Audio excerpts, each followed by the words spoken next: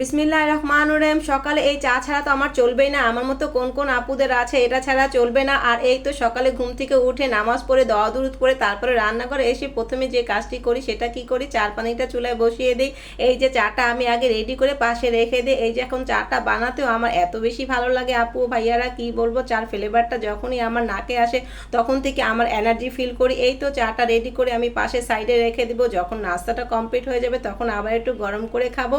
এই যে দেখেন চাটা বানাতেও আমার খুব বেশি আনন্দ লাগে এবং চার ভিডিও করতেও আমার কিন্তু খুব বেশি খুশি মনে হয়। এই যে দেখেন আমি চাটা রেডি করছি কিন্তু খুব খুশি খুশি মনে, সকালবেলা আমি কখন এই চাটা খাবো সেই একটা আগ্রহ নিয়ে চাটা রেডি করে পাশে রেখে দিই। আমি কিন্তু সবসময় আমার চায়ের সাথে চেষ্টা করি এবং বাসায় রাখি একটু কফি মিক্সড করে খেতে। সেটা খেলে না আমার না খুব বেশি ভালো লাগে, একটু কফি কফি ফ্লেভার আসে। এই যে দেখেন চাটা ডেকোরেশন করতে এবং ঢালতেও আমার বেশি খুব খুশি হয়। এই যে দেখেন আমার চাটা রেডি।